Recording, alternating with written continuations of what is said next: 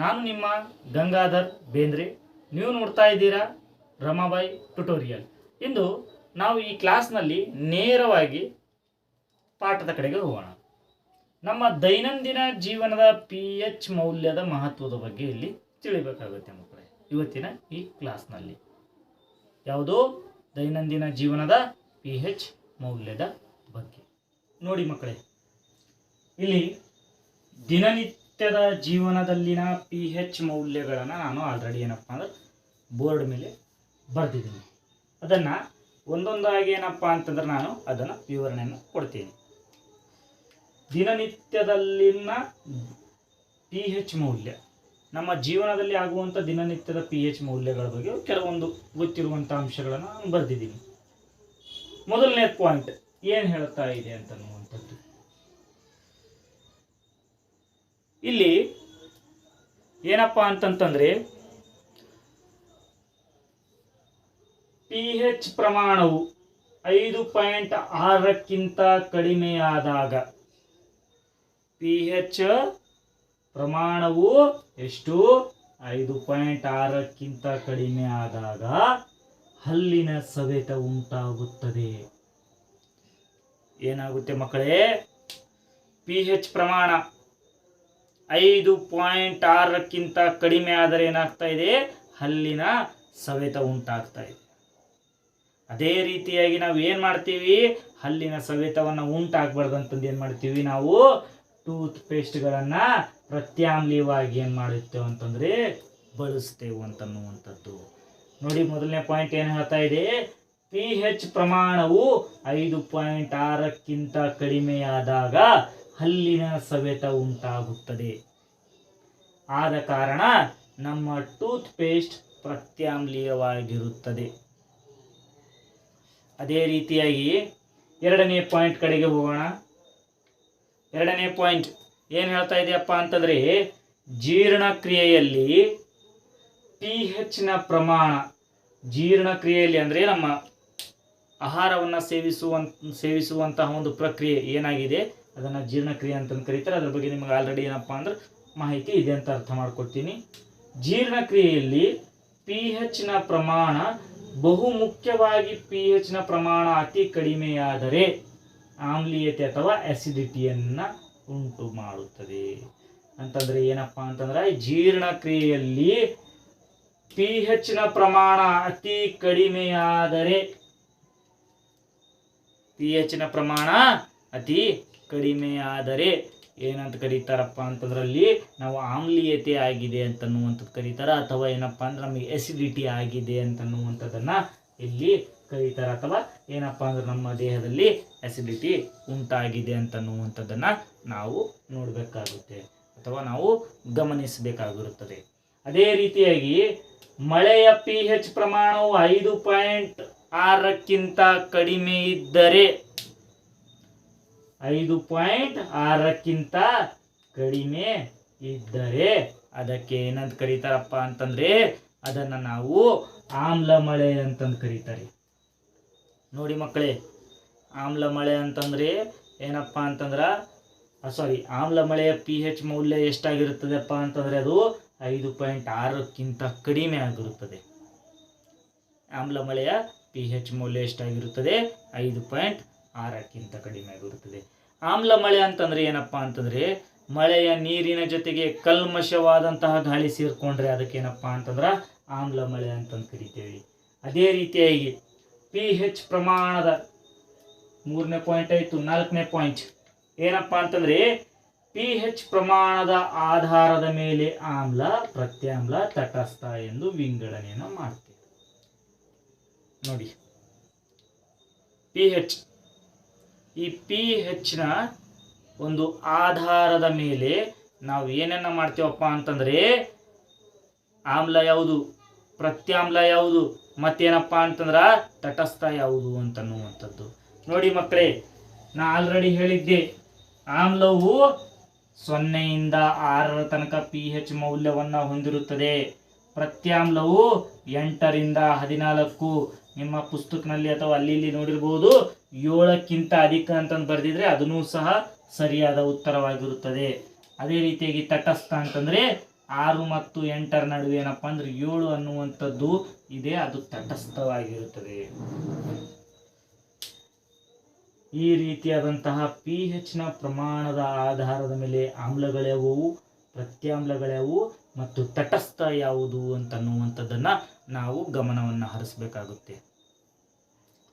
ನೋಡಿ ಮಕ್ಕಳೇ, ಇನ್ನು ಕೊನೆಯದಾದಂತಹ ಏನಪ್ಪಾ ಅಂತಂದ್ರೆ ಪಾಯಿಂಟ್ ಅನ್ನ ಈ ಒಂದು ದೈನಂದಿನ ಜೀವನದಲ್ಲಿ ನೋಡ್ಬೇಕಂತಂದ್ರೆ, ನೈಸರ್ಗಿಕ ಮತ್ತು ಕೃತಕವಾದಂತಹ 2 ಸೂಚಕಗಳನ್ನ ಇಲ್ಲಿ ಏನಪ್ಪಾ ಅಂದ್ರೆ pH ಪ್ರಮಾಣದಲ್ಲಿ ನಾವು ನೋಡಬಹುದು, ಅಥವಾ pH ಸೂಚಕಗಳನ್ನ ಹೊಂದಿರುತ್ತದೆ. ಅವು ಯಾವ್ಯಾವಪ್ಪ ಅಂತಂದ್ರೆ, ಒಂದನೇದು ನೈಸರ್ಗಿಕ ಸೂಚಕವಾಗಿದ್ದು ಇನ್ನೊಂದು ಕೃತಕ ಸೂಚಕಗಳು. ನೈಸರ್ಗಿಕ ಸೂಚಕಗಳು ಮತ್ತು ಕೃತಕ ಸೂಚಕಗಳು ಏನಪ್ಪಾ ಅಂದ್ರೆ pH ನ 2 ವಿಧಗಳಾಗಿರುತ್ತವೆ. ಆ 2 ವಿಧಗಳನ್ನ ಏನಪ್ಪಾ ಅಂದ್ರೆ ನೋಡೋಣ ಬನ್ನಿ. ನೋಡಿ ಮಕ್ಕಳೇ, ನೈಸರ್ಗಿಕ ಸೂಚಕದ ಬಗ್ಗೆ ನಾನು ಆಲ್ರೆಡಿ ಏನಪ್ಪಾ ಅಂದ್ರೆ ಇಲ್ಲಿ ಬರ್ತಿದ್ದೀನಿ. ಅದರ ಬಗ್ಗೆ ಏನಪ್ಪಾ ಅಂದ್ರೆ ನಿಮಗೆ ವಿಶ್ಲೇಷಣೆಯನ್ನು ಕೊಡ್ತಾ ಇದ್ದೀನಿ. ನೈಸರ್ಗಿಕ ಸೂಚಕ, ನೈಸರ್ಗಿಕ ಸೂಚಕ ಅಂತಂದ್ರೆ ಏನಪ್ಪಾ ಅಂತಂದ್ರೆ, ಆಮ್ಲ ಪ್ರತ್ಯಾಮ್ಲಗಳ, ಆಮ್ಲ ಮತ್ತು ಪ್ರತ್ಯಾಮ್ಲಗಳನ್ನು ವ್ಯತ್ಯಾಸಿಸಲು ಬಳಸುವ ನಿಸರ್ಗದಲ್ಲಿ ದೊರೆಯುವಂತಹ ಪದಾರ್ಥಗಳನ್ನ ನೈಸರ್ಗಿಕ ಸೂಚಕಗಳಂತ ಕರೀತಾರೆ. ಅಂದ್ರೆ ಆಮ್ಲ ಮತ್ತು ಪ್ರತ್ಯಾಮ್ಲಗಳನ್ನ ನಾವೇನಪ್ಪಾ ಅಂತಂದ್ರೆ ನಿಸರ್ಗದಲ್ಲಿ ಪಡಿತೀವಿ. ಅಂತಹ ಒಂದು ಏನಪ್ಪಾ ಅಂತಂದ್ರೆ ಇಲ್ಲಿ ಏನಂತ ಕರೀತಾರೆ, ನೈಸರ್ಗಿಕ ಸೂಚಕಗಳಂತ ಕರೀತಾರೆ. ನೋಡಿ ಎಕ್ಸಾಂಪಲ್ಸ್: ಬೀಟ್ರೂಟ್, ಲಿಟ್ಮಸ್ ದ್ರಾವಣ, ದಾಸವಾಳ, ಅರಶಿಣ ಅಂತನ್ನುವಂಥದ್ದು ಎಕ್ಸಾಂಪಲ್ಸ್ಗಳಲ್ಲಿ ನಾವು ನೋಡಿರುವಂತೆ. ಬೀಟ್ರೂಟ್ ಆಗಿರ್ಬೋದು, ದೇಹಕ್ಕೆ ಒಳ್ಳೆಯದನ್ನು ಸಹ ಅದು. ದಾಸವಾಳ, ಅರಶಿಣ, ಲಿಟ್ಮಸ್ ದ್ರಾವಣಗಳು ಇದು ಏನಪ್ಪಾ ಅಂತಂತಂದ್ರೆ ನೈಸರ್ಗಿಕ ಸೂಚಕದ ಕೆಲವು ಉದಾಹರಣೆಗಳಾಗಿರ್ತವೆ. ಅದೇ ರೀತಿಯಾಗಿ ಈ ನೈಸರ್ಗಿಕ ಸೂಚಕದಲ್ಲಿ ಏನಪ್ಪಾ ಅಂತಂದ್ರೆ ಕೆಲವೊಂದು ನನಗೆ ಗೊತ್ತಿರುವಂತಹ ಕೆಲವೊಂದು ಏನಪ್ಪಾ ಅಂದ್ರೆ ನೈಸರ್ಗಿಕ ಸೂಚಕಗಳನ್ನ ಬರೆದಿದ್ದೀನಿ.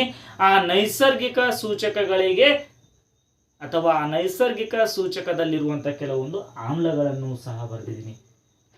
ಲಾಸ್ಟ್ ನನ್ನ ವಿಡಿಯೋದಲ್ಲಿ ಏನಪ್ಪಾ ಅಂತಂದ್ರೆ ಒಬ್ರು ಕಮೆಂಟ್ ಮಾಡಿದ್ರು, ಏನಪ್ಪಾ ಅಂದ್ರೆ ಸರ್ ಸ್ವಲ್ಪ ಏನಪ್ಪಾ ಅಂದ್ರೆ ಫಾರ್ಮುಲಾಗಳನ್ನ ಬರೆದಾಗ ಹೆಸರುಗಳನ್ನ ಬರೀರಿ ಅಂತಂದಿದ್ರು. Okay, thank you. ಅದಕ್ಕೆ ಏನಪ್ಪಾ ಅಂತಂದ್ರೆ ಇಲ್ಲಿ ನಾನು ಆ ಹೆಸರುಗಳನ್ನ ಬರೆದಿದ್ದೀನಿ. ಕೆಲವೊಂದು ನನಗೆ ಗೊತ್ತಿರುವಂತಹ ಏನಪ್ಪಾ ಅಂದ್ರೆ ಫಾರ್ಮುಲಾಗಳನ್ನ ಸಹ ಬರೆದಿದ್ದೀನಿ. ಓಕೆನಾ? ಇಲ್ಲಿ ಬನ್ನಿ. ವಿನೇಗರ್ ಇದರಲ್ಲಿ ಏನಿರುತ್ತಪ್ಪ ಅಂತಂದ್ರ ಅಸಿಟಿಕ್ ಆಮ್ಲ ಇರುತ್ತೆ. ಏನಿರುತ್ತೆ ವಿನೆಗರ್ನಲ್ಲಿ? ಅಸಿಟಿಕ್ ಆಮ್ಲ ಇರುತ್ತೆ. ಆ ಅಸಿಟಿಕ್ ಆಮ್ಲದ ಸೂತ್ರ ಏನಿದೆ ಅಂತಂದ್ರೆ CH3COOH ಅಂತನ್ನುವಂಥದ್ದು. ಅದೇ ರೀತಿಯಾಗಿ ಕಿತ್ತಾಳೆ ಏನಪ್ಪಾ ಅಂದ್ರೆ ಅದರಲ್ಲಿ ಯಾವ ಆಮ್ಲ ಇರುತ್ತೆ? ಸಿಟ್ರಿಕ್ ಆಮ್ಲ ಇರುತ್ತದೆ. ಅದರ ಒಂದು ಅಣುಸೂತ್ರ ಏನಾಗಿರುತ್ತೆ? C6H8O7 ಆಗಿರುತ್ತದೆ. ಅದೇ ರೀತಿಯಾಗಿ ಹುಣಸೆ ಹಣ್ಣಿನಲ್ಲಿ ಟಾರ್ಟರಿಕ್ ಆಮ್ಲ ಇರುತ್ತೆ. ಅದರ ಒಂದು ಸೂತ್ರ C4H6O6 ಅಂತನ್ನುವಂಥದ್ದು. ಆ್ಯಂಡ್ ಟೊಮಾಟೋದಲ್ಲಿ ಅಕ್ಸಲಿಕ್ ಆಮ್ಲ ಇರುತ್ತದೆ. ಅದಕ್ಕೆ ಒಂದು ಅಣುಸೂತ್ರ ಏನಪ್ಪಾ ಅಂತಂದ್ರೆ C2H2O4 ಅಂತನ್ನುವಂಥದ್ದು. ಅದೇ ರೀತಿಯಾಗಿ ಏನಪ್ಪಾ ಅಂತಂದ್ರೆ ಮೊಸರಿನಲ್ಲಿ ಯಾವ ಆಮ್ಲ ಇರುತ್ತದೆ? ಲ್ಯಾಕ್ಟಿಕ್ ಆಮ್ಲ. ಇದೇನಪ್ಪಾ ಅಂದ್ರೆ ಎಲ್ಲರಿಗೂ ಗೊತ್ತಿರೋದೆ. ಈ ಮೊಸರು, ಹುಣಸೆ, ಟಮಾಟ, ಕಿತ್ತಾಳೆ. ಐ ಥಿಂಕ್ ನನ್ನ ಪ್ರಕಾರ ವಿನೆಗರ್ ಕೆಲವರು ಮಕ್ಕಳಿಗೆ ಗೊತ್ತಿರ್ಲಿಕ್ಕಿಲ್ಲ. ಅದನ್ನು ನೋಟ್ ಮಾಡ್ಕೊಳ್ಳಿ. ಬೇಕಾದ್ರೆ ಮೊಸರು ಗೊತ್ತಿರುತ್ತೆ, ಯಾಕಂದ್ರೆ 8ನೇ ತರಗತಿಯಲ್ಲಿ ಆಲ್ರೆಡಿ ಕಲ್ತಿದ್ರ ಹಾಲು ಮೊಸರು ಆಗುವಂತ ಪ್ರಕ್ರಿಯೆನ. ಅದರಲ್ಲಿ ಲ್ಯಾಕ್ಟಿಕ್ ಆಮ್ಲ ಇರುತ್ತದೆ ಅಂತನ್ನುವಂಥದ್ದು ಇಲ್ಲಿ ನೋಡಿರ್ತೀರ. ಮೊಸರಿನಲ್ಲಿ ಯಾವ ಆಮ್ಲ ಇರುತ್ತದೆ? ಲ್ಯಾಕ್ಟಿಕ್ ಆಮ್ಲ.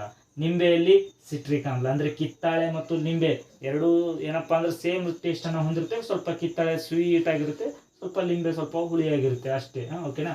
ಅದೇ ರೀತಿಯಾಗಿ ಏನಪ್ಪಾ ಅಂತಂದ್ರೆ ಸಿಟ್ರಿಕ್ ಆಮ್ಲ. ಇಲ್ಲಿ ಲ್ಯಾಕ್ಟಿಕ್ ಆಮ್ಲದ ಸೂತ್ರ ಏನಿದೆ? C3H6O3 ಅಂತನ್ನುವಂಥದ್ದನ್ನ ಇಲ್ಲಿ ಇದೆ. ಅದೇ ರೀತಿಯಾಗಿ ಏನಪ್ಪಾ ಅಂದ್ರೆ ಇರುವೆ ಕಡಿತ ಮತ್ತೆ ತುರಿಕೆ ಎಲೆ, ಇವು ಎರಡಕ್ಕೂ ಏನಪ್ಪಾ ಅಂತಂದ್ರೆ ನಾವು ಮಿಥೋನೋಯಿಕ್ ಆಮ್ಲವನ್ನ ಏನಪ್ಪಾ ಅಂತಂದ್ರೆ ಇಲ್ಲಿ ಆಮ್ಲ ಪ್ರೆಸೆಂಟ್ ಆಗಿರುತ್ತದೆ ಅಂತನ್ನುವಂಥದ್ದನ್ನ ನಾವು ಅರ್ಥಕೊಂಡಿರಬೇಕು. ಆ್ಯಂಡ್ ಇದಕ್ಕೆ ನಾವು ಮಿಥೋನೋಯಿಕ್ ಆಮ್ಲವನ್ನ ಮತ್ತೊಂದು ಹೆಸರಿನಿಂದ ಸಹ ಕರಿತೇವೆ. ಅದ್ಯಾವುದಪ್ಪ ಅಂದ್ರೆ ಫಾರ್ಮಿಕ್ ಆಸಿಡ್ ಅಥವಾ ಫಾರ್ಮಿಕ್ ಆಮ್ಲ ಅಂತಂದು ಕರಿತೇವೆ. ಅದರ ಒಂದು ಅಣುಸೂತ್ರ ಏನಾಗಿದೆಯಪ್ಪ ಅಂತಂದರೆ CH2O2 ಅಂತನ್ನುವಂಥದ್ದು. ಇಲ್ಲಿ ನೋಡಿ ಮಕ್ಕಳೇ, ದಿನನಿತ್ಯದ ಜೀವನದಲ್ಲಿನ pH ಮೌಲ್ಯದಲ್ಲಿ ಸೂಚಕಗಳಾದಂತಹ ನೈಸರ್ಗಿಕ ಸೂಚಕದ ಬಗ್ಗೆ ಏನಪ್ಪ ಅಂದ್ರೆ ಇಲ್ಲಿ ನಿಮಗೆ ವಿವರಣೆಯನ್ನು ನೀಡಿದ್ದೀನಿ. ನಿಮಗೇನಾದರೂ ಈ ಬೇಕಂತಂದರೆ ನೀವು ವಿಡಿಯೋವನ್ನು ಪಾಸ್ ಮಾಡಿಕೊಂಡು ಈ ನಾನು ಬರೆದಿರುವಂಥ ನೋಟನ್ನು ನೀವು ನೋಟ್ ಮಾಡ್ಕೋಬಹುದು. ಓಕೆನಾ? ಮತ್ತೆ ಅದೇ ರೀತಿಯಾಗಿ ನೈಸರ್ಗಿಕ ಆದ ಮೇಲೆ ಏನಪ್ಪ ಅಂತಂದ್ರೆ ನಾವು ಯಾವ ಕಡೆ ಹೋಗೋಣ? ಕೃತಕ ಸೂಚಕದ ಕಡೆ ಹೋಗೋಣ. ಕೃತಕ ಸೂಚಕ ಆಗಿದ ಮೇಲೆ ಮತ್ತೆ ನಾವು ಗ್ರಹಣ ಸೂಚಕವನ್ನು ಸಹ ನೋಡೋಣ. ಗ್ರಹಣ ಸೂಚಕ ಒಂದು ಚಿಕ್ಕದಾದಂಥ ಒಂದು ಘಟಕ, ಅದನ್ನು ನಾವು ಜಲ್ದಿ ಮುಗಿಸೋಣ. ಓಕೆನಾ?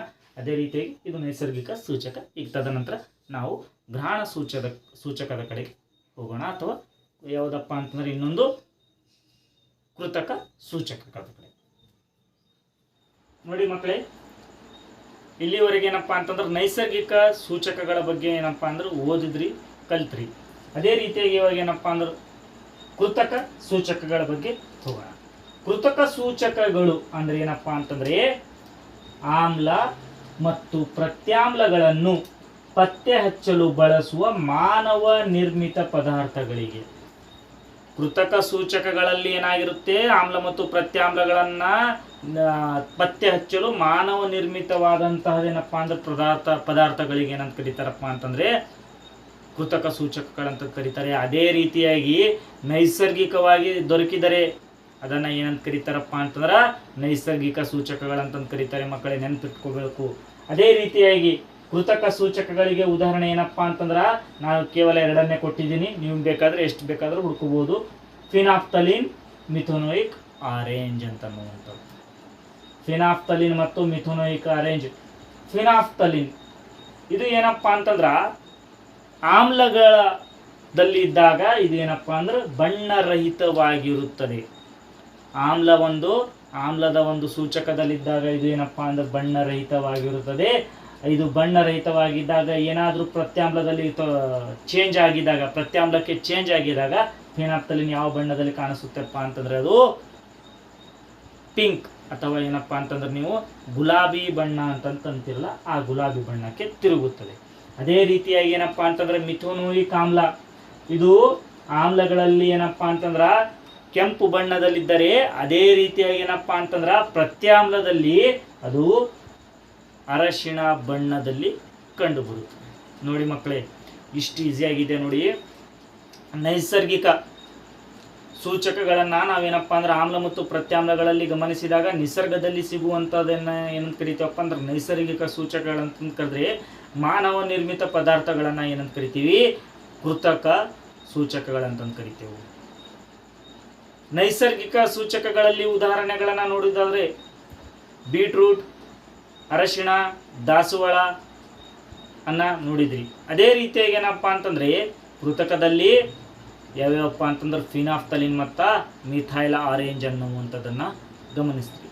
ಅದೇ ರೀತಿಯಾಗಿ ಇನ್ನೊಂದು ಸೂಚಕವನ್ನು ಹೇಳಿದ್ದೆ ನಿಮಗೆ, ಗ್ರಹಣ ಸೂಚಕ ಅಂತನ್ನುವಂಥದ್ದು. ಗ್ರಹಣ ಸೂಚಕ ಅಂತಂದರೆ ಯಾವ ರೀತಿಯಾಗಿ ಅದರ ಸ್ಮೆಲ್ಲು ಅಥವಾ ವಾಸನೆ ಇರುತ್ತದಪ್ಪ ಅಂತಂದರೆ ಈರುಳ್ಳಿ, ಲವಂಗ, ಏಲಕ್ಕಿ ಈ ರೀತಿಯಾದಂತಹ ಏನಪ್ಪ ಅಂದ್ರೆ ವಾಸನೆಗಳನ್ನು ಏನಪ್ಪ ಅಂದ್ರೆ ಅದು ಪರ್ಟಿಕ್ಯುಲರ್ ಆಗಿ ಇದು ಆಮ್ಲವು ಅಥವಾ ಪ್ರತ್ಯಾಮ್ಲವು ಅಂತನ್ನುವಂಥ ವಾಸನೆಯನ್ನು ತೋರುವುದಿಲ್ಲ. ಅಂಥವಕ್ಕೆಲ್ಲ ಗ್ರಹಣ ಸೂಚಕಗಳಂತ ಕರೀತಾರೆ.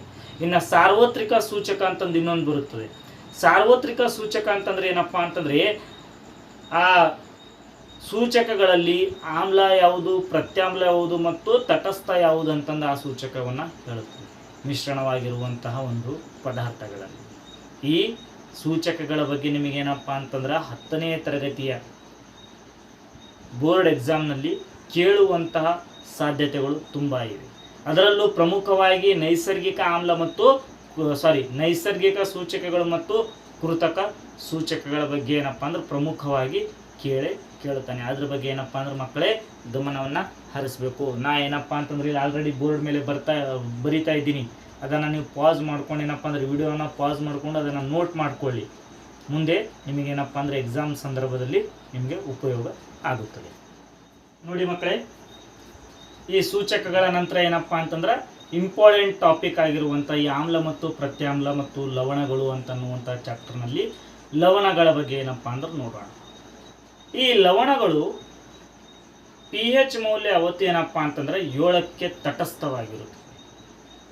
ಈ ತಟಸ್ಥವಾಗಿರುವುದಕ್ಕೆ ಏನಂತ ಕರೀತಾರಪ್ಪ ಅಂದ್ರೆ ತಟಸ್ಥೀಕರಣ ಅಂತಂದು ಕರೀತಾರೆ. ಏನಪ್ಪಾ ಅಂತಂದ್ರೆ ಆಮ್ಲ ಮತ್ತು ಪ್ರತ್ಯಾಮ್ಲಗಳ ನಡುವಿನ ವರ್ತನೆಯನ್ನ ತಟಸ್ಥೀಕರಣ ಅಂತಂದು ಕರೀತಾರೆ. ಅಲ್ಲಿ ಲವಣ ಮತ್ತು ನೀರನ್ನ ಬಿಡುಗಡೆ ಮಾಡುವಂತ ಪ್ರಕ್ರಿಯೆ. ಲವಣ ಅಂತಂದ್ರೆ ಏನಪ್ಪಾ ಅಂದ್ರೆ ಆಮ್ಲ ಮತ್ತು ಪ್ರತ್ಯಾಮ್ಲಗಳ ನಡುವಿನ ವರ್ತನೆಯಿಂದ ಲವಣವನ್ನು ಬಿಡುಗಡೆ ಮಾಡುವುದನ್ನು, ಇದನ್ನ ನಾವು ಅರ್ಥೈಸಿಕೊಳ್ಳಬೇಕು. ಇಲ್ಲಿ ಲವಣಗಳನ್ನ ನಾವು ಸುಮಾರು ಎಷ್ಟಪ್ಪ ಅಂತಂದ್ರೆ 6 ಲವಣಗಳಾಗಿ ಏನಪ್ಪಾ ಅಂದ್ರೆ ಇಲ್ಲಿ ನಮ್ಮ ಪಠ್ಯಕ್ರಮದಲ್ಲಿ 10ನೇ ತರಗತಿಯ ವಿಜ್ಞಾನ ಸರ್ಕಾರ ಪಠ್ಯಕ್ರಮದಲ್ಲಿ ಏನಪ್ಪಾ ಅಂದ್ರೆ ಕೊಟ್ಟಿರುವಂಥದ್ದು ಏನಪ್ಪಾ ಅಂದ್ರೆ 6 ಲವಣಗಳನ್ನ ಕೊಟ್ಟಿದ್ದಾರೆ. ಆ 6 ಲವಣಗಳು ಯಾವ್ಯಾವು, ಆ 6 ಲವಣಗಳ ಅಣುಸೂತ್ರಗಳೇನು, ಆ 6 ಲವಣಗಳ ಉಪಯೋಗಗಳೇನು ಅಂತನ್ನುವಂಥರ ಕುರಿತು ನಾವು ಇಲ್ಲಿ ಓದಬೇಕು. ಕಂಪಲ್ಸರಿ ಆದಂತಹ 10ನೇ ತರಗತಿಗೆ ಬರುವಂಥ ಈ ಪ್ರಶ್ನೆ ಆಗಿದೆ. 6ರಲ್ಲಿ 1 ಅಥವಾ 2, ಒಟ್ಟಾರೆ 3 ಅಂಕದ ಪ್ರಶ್ನೆ ಆಗಿರುತ್ತದೆ. ಇದು ಒಂದು ಲವಣಕ್ಕೆ 1.5 ಅಂಕಗಳಾದರೆ ಇನ್ನೊಂದು ಲವಣಕ್ಕೆ 1.5 ಅಂಕ, ಒಟ್ಟಾರೆ 3 ಅಂಕದ ಪ್ರಶ್ನೆ ಆಗಿರುತ್ತದೆ. ಈ ಒಂದು ಟಾಪಿಕನ್ನು ಅಥವಾ ಈ ಒಂದು ಕ್ಲಾಸನ್ನು ಗಮನವಿಟ್ಟು ಕೇಳ್ರಿ ಮಕ್ಕಳು. ಏನಪ್ಪಾ ಅಂತಂದರೆ ಆ 6 ಲವಣಗಳ ಬಗ್ಗೆ ಏನಪ್ಪಾ ಅಂದ್ರೆ ನಾವು ಇವಾಗ ನೋಡೋಣ ಬನ್ನಿ. ನೋಡಿ ಮಕ್ಕಳೇ, ನಾ ಇಲ್ಲಿ ಆಲ್ರೆಡಿ ಏನಪ್ಪಾ ಅಂತಂದ್ರೆ ಬರ್ದಿದ್ದೀನಿ ಲವಣಗಳ ತಯಾರಿಕೆ ಮತ್ತು ಉಪಯೋಗಗಳನ್ನು. ಈ ರೀತಿಯಾದಂಥ ಒಂದು ಬಾಕ್ಸನ್ನು ಹಾಕೊಳ್ರಿ, ನಿಮ್ಗೆ ತುಂಬ ಈಸಿ ಆಗುತ್ತೆ. ಏನಪ್ಪಾ ಅಂತಂದರೆ ಲವಣ ಮತ್ತು ಸೂತ್ರ ಅನ್ನುವಂಥದ್ದು ಒಂದು ಟೇಬಲ್ ಹಾಕೊಳ್ರಿ. ಅದಾಗಿದ್ಮೇಲೆ ರಾಸಾಯನಿಕ ಕ್ರಿಯೆಗಳನ್ನು ಹಾಕೊಳ್ರಿ ಮತ್ತು ಅದೇ ರೀತಿಯಾದಂಥ ಉಪಯೋಗಗಳನ್ನು. ನನಗೆ ಗೊತ್ತಿರುವಂತಹ ಉಪಯೋಗಗಳನ್ನು ನಾನು ಬರೆದಿದ್ದೀನಿ. ನಿಮಗೇನಾದರೂ ಇನ್ನೂ ಹೆಚ್ಚಿನ ಮಾಹಿತಿ ಬೇಕಂತಂದ್ರೆ ಏನಪ್ಪ ಅಂದ್ರೆ ಅದಕ್ಕೋಸ್ಕರ ಬೇರೆ ವಿಡಿಯೋವನ್ನು ಮಾಡ್ತೀನಿ. ಅದೇ ರೀತಿಯಾಗಿ ನಾನು ಮೊದಲನೇ ಲವಣವನ್ನು ತೆಗೆದುಕೊಂಡಿದ್ದೀನಿ. ಅದು ಯಾವುದಪ್ಪ ಅಂತಂದ್ರೆ ನಿಮ್ಮ ಮನೆಯಲ್ಲಿ ಬಳಸುವಂತಹ ಸಾಮಾನ್ಯ ಉಪ್ಪನ್ನು. ಸಾಮಾನ್ಯ ಉಪ್ಪಿನ ಅಣುಸೂತ್ರ ಏನಿದೆಯಪ್ಪ ಅಂತಂದ್ರೆ NaCl ಅಂತನ್ನುವಂಥದ್ದು ಸಾಮಾನ್ಯ ಉಪ್ಪಿನ ಅಣುಸೂತ್ರ. ಈ ಅಣುಸೂತ್ರ ಬರೋದಕ್ಕೆ ರಾಸಾಯನಿಕ ಕ್ರಿಯೆ ಏನು ಜರುಗಿದೆಯಪ್ಪ ಅಂತಂದ್ರೆ ಕ್ಲೋರೈಡ್ ಏನಪ್ಪ ಅಂತಂದ್ರೆ ಸೋಡಿಯಂ ಹೈಡ್ರಾಕ್ಸೈಡ್ ಜೊತೆಗೆ ವರ್ತಿಸಿದಾಗ NaCl ಮತ್ತು ನೀರು ದೊರಕಿದೆ. NaCl ಏನಪ್ಪ ಅಂತಂದ್ರೆ ಸಾಮಾನ್ಯ ಉಪ್ಪು ಅಂತನ್ನುವಂಥದ್ದನ್ನು. ಈ ಸಾಮಾನ್ಯ ಉಪ್ಪನ್ನು ನಾವು ಎಲ್ಲಿ ಬಳಕೆ ಮಾಡ್ತೀವಪ್ಪ ಅಂತಂದರೆ ನಾವು ಈ ಸಾಮಾನ್ಯ ಉಪ್ಪನ್ನು ಅಡುಗೆ ಮನೆಯಲ್ಲಿ ಏನಪ್ಪ ಅಂದ್ರೆ ಬಳಕೆಯನ್ನು ಮಾಡ್ತೇವೆ. ದಿನನಿತ್ಯದ ಅಡುಗೆಯಲ್ಲಿ ಅಥವಾ ದಿನನಿತ್ಯದ ಆಹಾರಗಳಲ್ಲಿ ಏನಪ್ಪ ಅಂತಂದರೆ ಬಳಕೆ ಮಾಡ್ತೇವೆ. ಅದೇ ರೀತಿಯಾಗಿ ಏನಪ್ಪ ಅಂತಂದ್ರೆ ಕೈಗಾರಿಕಾ ಕಾರ್ಖಾನೆಗಳಲ್ಲಿ ಕಚ್ಚಾ ಪದಾರ್ಥಗಳನ್ನು ಅನೇಕ ಲವಣಗಳಾಗಿ ಏನಪ್ಪ ಅಂದ್ರೆ ತಯಾರಿಕೆ ಮಾಡಲು ಬಳಸ್ತಾರಂತನ್ನುವಂಥದ್ದನ್ನು ಇಲ್ಲಿ ನಾವು ನೋಡ್ತೀವಿ. ನೋಡಿ ಮಕ್ಕಳೇ, ಸಾಮಾನ್ಯ ಉಪ್ಪಿನ ಒಂದು ಅಣುಸೂತ್ರ ಬರೆದಿದ್ದೀನಿ, ರಾಸಾಯನಿಕ ಕ್ರಿಯೆ ಮತ್ತು ಉಪಯೋಗಗಳನ್ನು ಬರೆದಿದ್ದೀನಿ. ಇದು ತುಂಬ ಇಂಪಾರ್ಟೆಂಟ್ ಆಗಿರುವಂಥ ಮೊದಲನೇ ಲವಣ. ಇನ್ನು ಎರಡನೇ ಲವಣದ ಕಡೆಗೆ ಹೋಗೋಣ. ನೋಡಿ ಮಕ್ಕಳೇ, ಎರಡನೇ ಲವಣವಾಗಿರುವಂತಹ ಸೋಡಿಯಂ ಹೈಡ್ರಾಕ್ಸೈಡ್. ಈ ಸೋಡಿಯಂ ಹೈಡ್ರಾಕ್ಸೈಡ್ನ ಅಣುಸೂತ್ರ ಏನಾಗಿದೆ, NaOH ಆಗಿದೆ. ಇದು ಯಾವ ರೀತಿಯಾಗಿ ದೊರಕುತ್ತದೆ ಅಂತನ್ನುವಂತಹ ರಾಸಾಯನಿಕ ಕ್ರಿಯೆಯನ್ನು ಇಲ್ಲಿ ಬರೆದಿದ್ದೀನಿ. 2NaCl plus 2H2SO gives rise to 2NaOH plus Cl2 plus H2 ಅಂತನ್ನುವಂಥದ್ದು. ಇದು ಯಾವ ಒಂದು ವಿಧಾನದಿಂದ ಸಿಕ್ಕಿದೆಪ್ಪ ಅಂತಂದರೆ ಕ್ಲೋರೋ ಆಲ್ಕಲಿ ವಿಧಾನದಿಂದ ಸಿಕ್ಕಿದೆ ಅಥವಾ ನಮಗೇನಪ್ಪ ಅಂದ್ರೆ ದೊರಕಿದೆ ಅಂತನ್ನುವಂಥದ್ದು. ಅದೇ ರೀತಿಯಾಗಿ ಇದರ ಉಪಯೋಗಗಳನ್ನು ನಾವು ನೋಡೋದಾದರೆ, ಇದರ ಉಪಯೋಗದಲ್ಲಿ ಮೊದಲನೇದಾಗಿ ನಾವು ಸಾಬೂನು, ಮಾರ್ಜಕ ಮತ್ತು ಕಾಗದದ ತಯಾರಿಕೆಗಳಲ್ಲಿ ಬಳಸ್ತೇವೆ. ಅದೇ ರೀತಿಯಾಗಿ ಇಂಧನಗಳಲ್ಲಿ, ರಸಗೊಬ್ಬರಗಳಲ್ಲಿ ಸಹ ಏನಪ್ಪ ಅಂತಂದ್ರೆ ಈ ಸೋಡಿಯಂ ಹೈಡ್ರಾಕ್ಸೈಡನ್ನು ಬಳಸ್ತೇವೆ. ಅದೇ ರೀತಿಯಾಗಿ ಏನಪ್ಪ ಅಂದ್ರೆ ಈಜು ಕೊಳದಲ್ಲಿ ಸೋಂಕು ತಡೆಯುವಂತಹ ಏನಪ್ಪ ಅಂತಂದ್ರೆ ತಡಿಲಾಕ ಅಲ್ಲೂ ಸಹ ಏನಪ್ಪ ಅಂದ್ರೆ ಇದನ್ನು ಬಳಸ್ತೇವೆ. ನೋಡಿ, ಉಪಯೋಗಗಳಲ್ಲಿ ಸಾಬೂನು, ಮಾರ್ಜಕ ಮತ್ತು ಕಾಗದಗಳ ತಯಾರಿಕೆಯಲ್ಲಿ ಸಹ ಬಳಸ್ತೇವೆ. ಅದೇ ರೀತಿಯಾಗಿ ಇಂಧನಗಳಲ್ಲಿ, ರಸಗೊಬ್ಬರಗಳಲ್ಲಿ, ನೀರಿನ ಶುದ್ಧೀಕರಣ ಮತ್ತು ಈಜುಕೊಳದಲ್ಲಿ ಸಹ ಸೋಂಕು ನಾಶಕವಾಗಿ ಏನಪ್ಪ ಅಂತಂದ್ರೆ ಇದನ್ನು ಬಳಸ್ತೇವೆ. ಎರಡನೇವಾದಂಥ ಏನಪ್ಪ ಅಂದ್ರೆ ಲವಣ ಸೋಡಿಯಂ ಹೈಡ್ರಾಕ್ಸೈಡ್. ಇದನ್ನು ನೀವು ಗಮನದಲ್ಲಿ ಇಟ್ಕೋಬೇಕು. ಮೊದಲನೇ ಲವಣ ಸಾಮಾನ್ಯ ಉಪ್ಪು NaCl. ಅದು ದೊರಕಿರೋದು ಯಾವುದಪ್ಪ ಅಂತಂದ್ರೆ ಆಮ್ಲ ಮತ್ತು ಪ್ರತ್ಯಾಮ್ಲಗಳ ನಡುವಿನ ವರ್ತನೆಯಿಂದ ಏನಪ್ಪ ಅಂತಂದ್ರೆ ಹೈಡ್ರೋಕ್ಲೋರಿಕ್ ಆಮ್ಲ ಮತ್ತು ಇನ್ನೊಂದು ಯಾವುದಪ್ಪ ಅಂತಂದ್ರೆ ಸೋಡಿಯಂ ಹೈಡ್ರಾಕ್ಸೈಡ್. ಇವೆರಡರ ನಡುವಿನ ವರ್ತನೆಯಿಂದ NaCl ದೊರಕಿತು. ಅದಾಗಿದ್ಮೇಲೆ ಅದರ ಉಪಯೋಗವನ್ನು ಎಲ್ಲಿ ಮಾಡ್ತಾರೆ ಅಂತನ್ನುವಂಥದ್ದು ಸಹ ಏನಪ್ಪ ಅಂತಂದ್ರೆ ಇಲ್ಲಿ ನಿಮಗೆ ಗೊತ್ತಿರೋದೆ. ನೋಡಿ ಮಕ್ಕಳೇ, ಮೂರನೇ ಲವಣವಾಗಿರುವಂಥದ್ದು ಯಾವುದಪ್ಪ ಅಂತಂದರೆ ಚಲುವೆ ಪುಡಿ. ಚಲುವೆ ಪುಡಿಯನ್ನು ಏನಪ್ಪ ಅಂತಂದ್ರೆ ಮತ್ತೊಂದು ಹೆಸರಿಂದ ಕರೀತಾರೆ ಬ್ಲೀಚಿಂಗ್ ಪೌಡರ್ ಅಂತಂದು. ಸ್ವಲ್ಪ ನೆನಪಿರಲಿ, ಅದನ್ನು ಬರಿತೀನಿ ನೋಡಿ, ಮತ್ತೆ ಕನ್ಫ್ಯೂಸ್ ಮಾಡ್ಕೋಬೇಡಿ. ಬ್ಲೀಚಿಂಗ್ ಪೌಡರ್ ಅನ್ನುವಂಥದ್ದು. ಈ ಬ್ಲೀಚಿಂಗ್ ಪೌಡರ್ ಅಂತಂದು ಕರೀತಾರೆ ಯಾವುದಕ್ಕೆ? ಚಲುವೆ ಪುಡಿಯನ್ನು. ಈ ಬ್ಲೀಚಿಂಗ್ ಪೌಡರ್ನ ಅಥವಾ ಚಲುವೆ ಪುಡಿಯ ಅಣುಸೂತ್ರ ಏನಪ್ಪ ಅಂತಂದ್ರೆ CaOCl2. ಏನು? CaOCl2 ಅಂತನ್ನುವಂಥದ್ದು. ಇದರ ಒಂದು ರಾಸಾಯನಿಕ ಕ್ರಿಯೆ Ca ಬ್ರ್ಯಾಕೆಟ್ನಲ್ಲಿ ಏನಪ್ಪ ಅಂದ್ರೆ OH ಟಾಯ್ಸ್ ಅಂತನ್ನುವಂಥದ್ದು plus Cl2 gives rise to CaOCl2 plus H2O ಅಂತನ್ನುವಂಥದ್ದು. ಅದೇ ರೀತಿಯಾಗಿ ಏನಪ್ಪ ಅಂದ್ರೆ ಇದರ ಒಂದು ಉಪಯೋಗವನ್ನು ನೋಡ್ಬೇಕಂತಂದ್ರೆ ಬಟ್ಟೆಗಳ ಕಾರ್ಖಾನೆಗಳಲ್ಲಿ, ಕಾಗದದ ಕಾರ್ಖಾನೆಗಳಲ್ಲಿ, ಲ್ಯಾಂಡ್ರಿಗಳಲ್ಲಿ ಏನಪ್ಪ ಅಂತಂದ್ರೆ ಬಟ್ಟೆಯನ್ನು ಹೊಳಪು ಮಾಡಲು ಏನಪ್ಪ ಅಂತಂದ್ರೆ ಅಥವಾ ಬಿಳುಪನ್ನು ನೀಡಲು ಏನಪ್ಪ ಅಂದ್ರೆ ಇದನ್ನು ಬಳಸ್ತಾರೆ. ಅದೇ ರೀತಿಯಾಗಿ ಉತ್ಕರ್ಷಣಕಾರಿಯಾಗಿ ಇನ್ನು ಬ್ಲೀಚಿಂಗ್ ಪೌಡರ್ನ ಎಲ್ಲಿ ಮತ್ತೊಂದು ಜಾಗದಲ್ಲಿ ಬಳಸ್ತಾರಪ್ಪ ಅಂದರೆ ನಮ್ಮ ಪಂಚಾಯಿತಿ ಏನಪ್ಪ ಅಂತಂದ್ರೆ ಕಾರ್ಮಿಕರು ನಾಲಿಯ ಪಕ್ಕದಲ್ಲಿ ಏನಪ್ಪ ಅಂದ್ರೆ ಕ್ರಿಮಿನಾಶಕಗಳು ಬರದಂತೆ ಏನಪ್ಪ ಅಂದ್ರೆ ಆ ಬಿಳಿ ಬಣ್ಣದ ಏನಪ್ಪ ಅಂತಂದ್ರೆ ಸುಣ್ಣದ ರೀತಿಯಲ್ಲಿ ಹಾಕ್ತಾರೆ ನೋಡ್ರಿ, ಅದನ್ನು ಏನಂತ ಕರೀತಾರಪ್ಪ ಅಂತಂದ್ರೆ ಬ್ಲೀಚಿಂಗ್ ಪೌಡರ್ ಅಂತ ಕರೀತಾರೆ. ಅದನ್ನು ಸಹ ಏನಪ್ಪ ಅಂದ್ರೆ ಕುಡಿಯುವ ನೀರಿನಲ್ಲಿ, ನಾಲೆಯ ಪಕ್ಕದಲ್ಲಿ, ಮತ್ತೇನಪ್ಪ ಅಂದ್ರೆ ರೋಡಿನ ಪಕ್ಕದಲ್ಲಿ, ತಿಪ್ಪೆಗುಂಡಿಯ ಪಕ್ಕದಲ್ಲಿ ಏನಪ್ಪ ಅಂತಂದ್ರೆ ಅದನ್ನು ಹಾಕ್ತಾರೆ. ಇದರಿಂದ ಏನಪ್ಪ ಅಂದ್ರೆ ಯಾವುದೇ ರೀತಿಯಾದಂಥ ಕ್ರಿಮಿನಾಶಕಗಳು ಸಮೀಪ ಬರುವುದಿಲ್ಲ. ಈ ಬ್ಲೀಚಿಂಗ್ ಪೌಡರ್ನ ಅಣುಸೂತ್ರ, ರಾಸಾಯನಿಕ ಕ್ರಿಯೆ ಮತ್ತು ಉಪಯೋಗ. ಈ ಮೂರನೇದೇನಪ್ಪ ಅಂದ್ರೆ ಚಲುವೆ ಪುಡಿ ಇಂಪಾರ್ಟೆಂಟ್ ಆಗಿರುವುದು. ತದನಂತರ ಬರುವಂತಹ ವಾಷಿಂಗ್ ಸೋಡಾನು ಸಹ ಇಂಪಾರ್ಟೆಂಟ್ ಆಗಿರುವುದು. ಅದರಾದ ಮೇಲೆ ಕೊನೆಯದಾಗಿ ಬರುವುದು ಪ್ಲಾಸ್ಟರ್ ಆಫ್ ಪ್ಯಾರಿಸ್ ಅಂತನ್ನುವಂಥದ್ದು ಸಹ ಏನಪ್ಪ ಅಂದರೆ ಇಂಪಾರ್ಟೆಂಟ್ ಆಗಿರುವುದು. ಎಲ್ಲವನ್ನ ಈ ಬೋರ್ಡ್ ಮೇಲೆ ಇರೋದನ್ನು ನೋಟ್ ಮಾಡ್ಕೊಳ್ಳಿ ಮಕ್ಕಳೇ. ಈ ರೀತಿಯಾಗಿ ಬರ್ಕೊಳ್ಬೇಕು. ಪುಸ್ತಕದಲ್ಲಿ ಇರುವಂತೆ ಏನಪ್ಪ ಅಂದರೆ ಎಲ್ಲವೂ ಮಿಕ್ಸಪ್ ಆಗಿರುತ್ತೆ. ಸ್ವಲ್ಪ ನೀವು ಸಪ್ರೇಟಾಗಿ ಏನಪ್ಪ ಅಂದ್ರೆ ಬರ್ಕೊಂಡಿದ್ರೆ ಅದಕ್ಕೆ ನಿಮಗೆ ಅರ್ಥವನ್ನು ಆಗುತ್ತದೆ. ಅದನ್ನು ನಾನು ಏನಪ್ಪ ಅಂದ್ರೆ ನಿಮಗೆ ಇಲ್ಲಿ ಕೊಟ್ಟಿದ್ದೀನಿ. ನೀವೇನು ಮಾಡಿ, ನನ್ನ ವಿಡಿಯೋದಲ್ಲಿ ಏನಪ್ಪ ಅಂತಂದ್ರೆ ಒಂದೊಂದೇ ಬರಿತಾ ಇದ್ದೀನಿ. 6 ಎಕ್ಸಾಕ್ಟಾಗಿ 6 ಒಂದ್ರ ಕೆಳಗೆ ಒಂದು ಬರೆದಿಲ್ಲ. ನೀವೇನು ಮಾಡಿ, ಪ್ರತಿಯೊಂದು ವಿಡಿಯೋನ ಪಾಸ್ ಮಾಡಿ ಏನಪ್ಪ ಅಂತಂದ್ರೆ ಒಂದರ ಕೆಳಗೆ ಒಂದು ಬರೆಯುವಂತೆ ಏನಪ್ಪ ಅಂದ್ರೆ ಬರ್ಕೊಳ್ಳಿ. ಈ ವಿಡಿಯೋನ ಪಾಸ್ ಮಾಡಿ ಇದನ್ನು ಬರ್ಕೊಳ್ಳಿ, ತದನಂತರ ಅದನ್ನು ಬರ್ಕೊಳ್ಳಿ. ನಿಮಗೆ ಯಾವಾಗ ಬೇಕಾಗಿರುತ್ತೆ, ಯಾವಾಗ ಟೈಮ್ ಸಿಗುತ್ತೆ, ಅವಾಗ ಏನಪ್ಪ ಅಂದ್ರೆ ಅದನ್ನು ಓದ್ಕೊಳ್ಬೇಕು, ಅದನ್ನು ಅರ್ಥೈಸ್ಕೊಳ್ಬೇಕು ಅಂತನ್ನುವಂಥದ್ದನ್ನು ಇಲ್ಲಿ ನಾನು ಹೇಳ್ತೀನಿ. ನೋಡಿ ಮಕ್ಕಳೇ, ಇದು 4ನೇ ಲವಣವಾಗಿರುತ್ತದೆ. ಇದು 4ನೇ ಲವಣ. ಅದು ಯಾವುದಪ್ಪ ಅಂತಂದರೆ ಅಡುಗೆ ಸೋಡಾ. ನಾವು ಇದನ್ನು ಏನಂತ ಕರಿತೀವಪ್ಪ ಅಂತಂದ್ರೆ ಬೇಕಿಂಗ್ ಪೌಡರ್ ಅಥವಾ ಬೇಕಿಂಗ್ ಸೋಡಾ ಅಂತಂದು ಸಹ ಏನಪ್ಪ ಅಂದ್ರೆ ಕರಿತೀವಿ. ಈ ಅಡುಗೆ ಸೋಡಾದ ಅಣುಸೂತ್ರ ಏನಾಗಿರ್ತದೆ ಅಂತಂದರೆ NaHCO3 ಅಂತನ್ನುವಂಥದ್ದು. ಏನಪ್ಪ ಅಂತಂದರೆ NaHCO3. ಇದರ ಒಂದು ರಾಸಾಯನಿಕ ಸಮೀಕರಣ NaCl plus H2O plus CO2 NH3.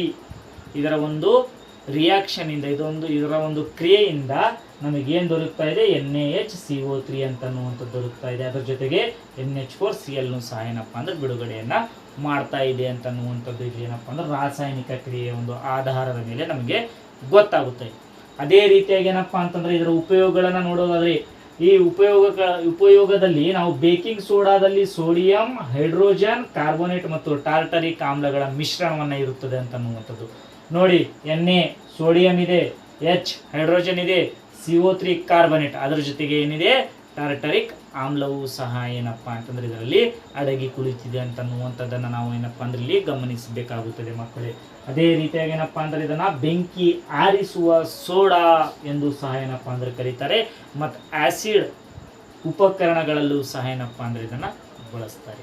ನೀವೇನಪ್ಪ ಅಂತಂದ್ರೆ ನಿಮ್ಮ ಮನೆಯಲ್ಲಿ ನಿಮ್ಮ ಹಿರಿಯರು ಹೇಳ್ತಾರೆ, ಏನಾದರೂ ಹೊಟ್ಟೆ ಏನಪ್ಪ ಅಂದ್ರೆ ಸ್ವಲ್ಪ ಖರಾಬಾಗಿದ್ರೆ ತಿಂಬ ಸೋಡಾ ತಿನ್ನಪ್ಪ ಅಂತಂದು ಹೇಳ್ತಾರೆ.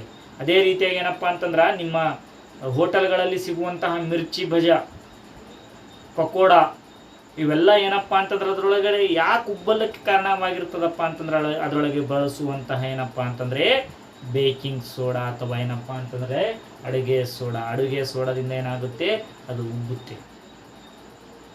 ಅದು ಏನು ರಿಲೀಸ್ ಮಾಡುತ್ತೆ, ಆ್ಯಸಿಡನ್ನು ರಿಲೀಸ್ ಮಾಡುತ್ತೆ ಅಂತನ್ನುವಂಥದ್ದನ್ನು ಇಲ್ಲಿ ನೀವು ಅರ್ಥೈಸಿಕೊಳ್ತೀರ. ಇದು 4ನೇ ಆದಂತಹ ಲವಣ. ಇನ್ನು 5ನೇ ಲವಣದ ಕಡೆಗೆ ನಾವೇನಪ್ಪ ಅಂತಂದ್ರೆ ಹೋಗೋಣ ಬನ್ನಿ. ನೋಡಿ ಮಕ್ಕಳೇ, ಇದು 5ನೇ ಲವಣವಾಗಿರುವುದು ಯಾವುದಪ್ಪ ಅಂತಂದ್ರೆ ವಾಷಿಂಗ್ ಸೋಡಾ. ಮನೆಯಲ್ಲಿ ಬಳಸುವಂತಹ ವಾಷಿಂಗ್ ಸೋಡಾದ ಬಗ್ಗೆ ಏನಪ್ಪ ಅಂದ್ರೆ ಇಲ್ಲಿದೆ. ಇದರ ಒಂದು ವಾಷಿಂಗ್ ಸೋಡಾದ ಏನಪ್ಪ ಅಂದ್ರೆ ಅಣುಸೂತ್ರ Na2CO3. ರಾಸಾಯನಿಕ ಸಮೀಕರಣದಲ್ಲಿ ಏನಪ್ಪ ಅಂತಂದ್ರೆ ಚೆಲುವೆ ಪುಡಿಯ ಒಂದು ಅಣುಸೂತ್ರವನ್ನು ಹಾಕಿ ಅದನ್ನು ರಾಸಾಯನಿಕ ಕ್ರಿಯೆಯಲ್ಲಿ ಬದಲಾವಣೆ ಮಾಡಿದಾಗ ಏನಾಗುತ್ತೆ, ಅಥವಾ ಅದನ್ನು ಬಿಡಿಸಿದಾಗ Na2CO3 ಏನಪ್ಪ ಅಂದ್ರೆ ನಮಗೆ ದೊರಕುತ್ತೆ. ಅದರ ಜೊತೆಗೆ ನೀರು ಮತ್ತೆ ಏನಪ್ಪ ಅಂತಂದ್ರೆ ಕಾರ್ಬನ್ ಡೈಆಕ್ಸೈಡ್ ಸಹ ಏನಪ್ಪ ಅಂದ್ರೆ ಗಾಳಿಯ ರೂಪದಲ್ಲಿ ಹೊರಗಡೆ ಹೋಗುತ್ತದೆ. ಇದನ್ನು ವಾಷಿಂಗ್ ಸೋಡಾದಲ್ಲಿ ಅತ್ಯಂತ ಹೆಚ್ಚಿನದಾದಂತಹ ಪ್ರಮಾಣದಲ್ಲಿ ಎಲ್ಲಿ ಬಳಕೆ ಮಾಡ್ತಾರೆ ಅಥವಾ ಎಲ್ಲಿ ಉಪಯೋಗವನ್ನು ಮಾಡ್ತಾರ ಅಂತನ್ನುವಂಥದ್ದನ್ನು ನಾವಿಲ್ಲಿ ಗಮನಿಸಬೇಕು. ಗಾಜು, ಸಾಬೂನು ಮತ್ತು ಕಾಗದ ಕಾರ್ಖಾನೆಗಳಲ್ಲಿ ಬಳಸ್ತಾರೆ. ಅದೇ ರೀತಿಯಾಗಿ ನೀರಿನ ಶಾಶ್ವತ ಗಡಸುತನವನ್ನು ಏನಪ್ಪ ಅಂತಂದ್ರೆ ತೆಗೆಯೋದಕ್ಕೂ ಸಹ, ಅಂದರೆ ಏನಪ್ಪ ಅಂತಂದರೆ ನೀವು ಬಟ್ಟೆಯನ್ನು ಒಗಿತಾರೆ ಏನಪ್ಪ ಅಂದ್ರೆ ಮನೆಯಲ್ಲಿ ನಮ್ಮ ಅಕ್ಕ ಆಗಿರ್ಬೋದು, ತಂಗಿ ಆಗಿರ್ಬೋದು, ನಮ್ಮ ತಾಯಿ ಆಗಿರ್ಬೋದು, ಮನೆಯಲ್ಲಿ ಬಟ್ಟೆಯನ್ನು ಒಗಿತಾರೆ. ಅವ್ರಿಗೆ ಗೊತ್ತಿರುತ್ತೆ ನೀರು ಏನಪ್ಪ ಅಂತಂದರೆ ಗಡಸಾಗಿದ್ದಾಗ ಅಥವಾ ನೀರೇನಪ್ಪ ಅಂದ್ರೆ ಸ್ವಲ್ಪ ಭಾರ ಇರುತ್ತೆ ನೀರಿಗೆ. ಏನಪ್ಪ ಅಂತಂದ್ರೆ ವಾಷಿಂಗ್ ಸೋಡಾ ಅಥವಾ ಅವರು ಬಳಸುವಂತಹ ನಿರ್ಮಾ ಪೌಡರ್ಗಳಾಗಿರ್ಬೋದು, ಮತ್ತೊಂದು ಪೌಡರ್ಗಳಾಗಿರ್ಬೋದು, ಆ ಪೌಡರ್ಗಳನ್ನು ಬಳಸುವಂಥದ್ರಿಂದ ಏನಾಗುತ್ತದೆ ಅಪ್ಪ ಅಂತಂದರೆ ಇಲ್ಲಿ ಆ ಗಡಸುವಾಗಿರುವಂತಹ ನೀರು ಮೆದು ಅಂತಂದರೆ ಮೃದುವಾಗಿರುತ್ತದೆ. ಆ ಮೃದುವಾಗುವುದರಿಂದ ಏನಾಗುತ್ತದೆ ಅಪ್ಪ ಅಂತಂದರೆ ಅಲ್ಲಿ ನಿಮಗೆ ನೀರಿನ ಶಾಶ್ವತ ಗಡಸುತನ ಹೋಗುತ್ತದೆ ಅಂತನ್ನುವಂಥದ್ದೆಲ್ಲ ಇದು ಹೇಳ್ತದೆ. ಇದನ್ನು ಕಾಮನ್ ಆಗಿ ಏನಪ್ಪ ಅಂದ್ರೆ ಮನೆ ಗೃಹ ಬಳಕೆಯಲ್ಲಿ ಏನಪ್ಪ ಅಂತಂದ್ರೆ ಸ್ವಚ್ಛತೆಗೋಸ್ಕರ ಬಳಸ್ತೇವೆ. ನೋಡಿ, ವಾಷಿಂಗ್ ಸೋಡಾ ಬಗ್ಗೆ ಏನಪ್ಪ ಅಂತಂದ್ರೆ ಇಲ್ಲಿ ಅಣುಸೂತ್ರ ಮತ್ತು ರಾಸಾಯನಿಕ ಸಕ್ರಿಯೆ ಮತ್ತು ಅದೇ ರೀತಿಯಾಗಿ ಅವುಗಳ ಒಂದು ಉಪಯೋಗಗಳನ್ನು ಇಲ್ಲಿ ಪಟ್ಟಿ ಮಾಡಿದ್ದೀನಿ. ಇದನ್ನು ನೀವೇನಪ್ಪ ಅಂತಂದ್ರೆ ನೋಟು ಮಾಡಿಕೊಳ್ಳಿ ಮಕ್ಕಳೇ. ಇನ್ನು ಇದು ಕೊನೆಯ ಲವಣ. ಅದನ್ನು ಏನಂತ ಕರೀತಾರಪ್ಪ ಅಂತಂದರೆ ಪಾಸ್ಟರ್ ಆಫ್ ಪ್ಯಾರಿಸ್ ಅಂತಂದು ಕರೀತಾರೆ ಮಕ್ಕಳೇ. ಪಾಸ್ಟರ್ ಆಫ್ ಪ್ಯಾರಿಸ್ ಅನ್ನುವಂಥದ್ದು ಏನಪ್ಪ ಅಂತಂದ್ರೆ ಇದು ಒಂದು ಲವಣವಾಗಿರುತ್ತದೆ. ಇದರ ಒಂದು ಅಣುಸೂತ್ರ ಏನಪ್ಪ ಅಂತಂದರೆ CaSO4.1/2H2O ಅಂತನ್ನುವಂಥದ್ದು. ಅದೇ ರೀತಿಯಾಗಿ ಏನಪ್ಪ ಅಂದರೆ ರಾಸಾಯನಿಕ ಸಮೀಕರಣ CaSO4.1/2H2O gives rise to CaSO4.1/2H2O plus 1.5H2O ಅಂತನ್ನುವಂಥದ್ದು. ಇನ್ನೊಂದು ನಾನು ನೋಡಿರುವಂತೆ 2020 ಹಿಡ್ಕೊಂಡು 2024 ಯಾವುದೇ ರೀತಿಯಾದಂತಹ ಏನಪ್ಪ ಅಂದ್ರೆ ರಾಸಾಯನಿಕ ಕ್ರಿಯೆಗಳ ಲವಣಗಳ ಒಂದು ಆಧಾರವಾಗಿಟ್ಕೊಂಡು ರಾಸಾಯನಿಕ ಕ್ರಿಯೆಗಳನ್ನು ಎಕ್ಸಾಮ್ನಲ್ಲಿ ಕೊಟ್ಟಿಲ್ಲ. ಈ ವರ್ಷ ಕೊಡಬಹುದು. ಅದಕ್ಕೋಸ್ಕರ ಏನಪ್ಪ ಅಂತಂದರೆ ಇಲ್ಲಿ ಎಕ್ಸಾಮನ್ನು 3 ಹಂತಗಳಾಗಿ ಮಾಡಿದ್ದಾರೆ. ಪರೀಕ್ಷೆ 1, ಪರೀಕ್ಷೆ 2, ಪರೀಕ್ಷೆ 3 ಅಂತನ್ನುವಂಥದ್ದು. ಆ 3 ಪರೀಕ್ಷೆಗಳಲ್ಲಿ ಎಲ್ಲಾದರೂ ಒಂದು ಪರೀಕ್ಷೆಯಲ್ಲಿ ಕೊಡಬಹುದು. ಅದಕ್ಕೋಸ್ಕರ ನಾನು ಅದನ್ನೂ ಸಹ ಏನಪ್ಪ ಅಂದ್ರೆ ಬರೀತಾ ಇದ್ದೇನೆ. ಅದನ್ನು ತಲೆಯಲ್ಲಿ ಇಟ್ಕೊಳ್ಳಿ. ಅದೇ ರೀತಿಯಾಗಿ ಏನಪ್ಪ ಅಂದ್ರೆ ಅವುಗಳ ಉಪಯೋಗಗಳನ್ನು ಸಾಮಾನ್ಯವಾಗಿ ಏನಪ್ಪ ಅಂದ್ರೆ ಪ್ಲಾಸ್ಟರ್ ಆಫ್ ಪ್ಯಾರಿಸನ್ನು ಏನಪ್ಪ ಅಂತಂದ್ರೆ ಎಲ್ಲಿ ಬಳಕೆ ಮಾಡ್ತಾರಪ್ಪ ಅಂದ್ರೆ ಮೂಳೆ ಏನಪ್ಪ ಅಂದ್ರೆ ಮುರಿದಾಗ ಅಲ್ಲಿ ಬಳಕೆಯನ್ನು ಮಾಡ್ತಾರೆ. ಅಂದರೆ ಯಾರಾದರೂ ಕೈ ಮುರ್ಕೊಂಡಿದ್ರೆ ಅದ್ರ ಮೇಲೆ ಏನಪ್ಪ ಅಂದ್ರೆ ಪ್ಲಾಸ್ಟಿಕ್ ಕೋಟೆಡನ್ನು ಹಾಕ್ಕೊಂಡು ಬಂದಿರ್ತಾರೆ ನೋಡ್ರಿ, ಅದನ್ನು ಏನಂತ ಕರೀತಾರಪ್ಪ ಅಂತಂದ್ರೆ ಅದು ಪ್ಲಾಸ್ಟರ್ ಆಫ್ ಪ್ಯಾರಿಸ್ ಅಂತಂದು ಕರೀತಾರೆ. ಅದೇ ರೀತಿಯಾಗಿ ಏನಪ್ಪ ಅಂತಂದರೆ ಅದನ್ನು ಅಲಂಕಾರಿಕ ವಸ್ತುಗಳಲ್ಲಿ ಏನಪ್ಪ ಅಂತಂದ್ರೆ ಬಳಸ್ತಾರೆ, ಆಕರ್ಷಕ ಮೂರ್ತಿಗಳಲ್ಲಿ ಬಳಸ್ತಾರೆ. ಅದೇ ರೀತಿಯಾಗಿ ಏನಪ್ಪ ಅಂತಂದ್ರೆ ಅಗ್ನಿ ನಿರೋಧಕದಲ್ಲಿ ಸಹ ಏನಪ್ಪ ಅಂದರೆ ಇದನ್ನು ಬಳಕೆಯನ್ನು ಮಾಡ್ತಾರೆ ಅಂತನ್ನುವಂಥದ್ದು ಉಪಯೋಗಗಳಲ್ಲಿ ನಾವು ಗಮನಿಸಬಹುದು. ನೋಡಿ ಮಕ್ಕಳೇ, ಲವಣಗಳಲ್ಲಿರುವಂಥ 6 ವಿಧಗಳನ್ನು ಅಥವಾ 6 ಪಠ್ಯಕ್ರಮಕ್ಕೆ ಕೊಟ್ಟಿರುವಂಥ 6 ಲವಣಗಳನ್ನು ಮತ್ತು ಅವುಗಳ ಅಣುಸೂತ್ರ ಮತ್ತು ಅವುಗಳ ಏನಪ್ಪ ಅಂತಂದ್ರೆ ರಾಸಾಯನಿಕ ಕ್ರಿಯೆ ಮತ್ತು ಉಪಯೋಗಗಳನ್ನು ನೋಡಿದ್ರಿ. ಇಷ್ಟೆಲ್ಲ ಏನಪ್ಪ ಅಂದರೆ ಇವತ್ತಿನ ಕ್ಲಾಸು ಮತ್ತು ನನ್ನ ಮೊದಲನೇ ಕ್ಲಾಸ್ ಪಾರ್ಟ್ 1, ಪಾರ್ಟ್ 2 ಆಮ್ಲ ಮತ್ತು ಆಮ್ಲಗಳು, ಪ್ರತ್ಯಾಮ್ಲಗಳು ಮತ್ತು ಲವಣಗಳು ಅನ್ನುವಂಥ ಈ ಚಾಪ್ಟರ್ ಏನಪ್ಪ ಅಂತಂದ್ರೆ ಇಲ್ಲಿಗೆ ಮುಕ್ತಾಯವಾಗುತ್ತದೆ. ಈ ಚಾಪ್ಟರ್ ಮೇಲೆ ಏನಾದರೂ ನಿಮಗೆ ಡೌಟ್ಸ್ಗಳಿದ್ರೆ ಏನಪ್ಪ ಅಂತಂದ್ರೆ ಕಮೆಂಟ್ ಬಾಕ್ಸ್ನಲ್ಲಿ ಹಾಕಿ, ಅದರ ಬಗ್ಗೆ ಏನಪ್ಪ ಅಂತಂದ್ರೆ ನಾನು ಹೊಸದಾದಂಥ ವಿಡಿಯೋವನ್ನು ಹಾಕ್ತೀನಿ. ಮತ್ತು ಅದೇ ರೀತಿಯಾಗಿ ಕೊನೆಯದಾಗಿ ಏನಪ್ಪ ಅಂತಂದ್ರೆ ನನ್ನ ವಿಡಿಯೋ ಅಥವಾ ನನ್ನ ಕ್ಲಾಸ್ ನಿಮಗೆ ಇಷ್ಟ ಆಗಿದ್ದಲ್ಲಿ ಲೈಕ್ ಮಾಡಿ, ಶೇರ್ ಮಾಡಿ, ಕಮೆಂಟ್ ಮಾಡಿ ಮತ್ತು ಸಬ್ಸ್ಕ್ರೈಬ್ ಮಾಡಿ. Thank you. ಧನ್ಯವಾದಗಳು.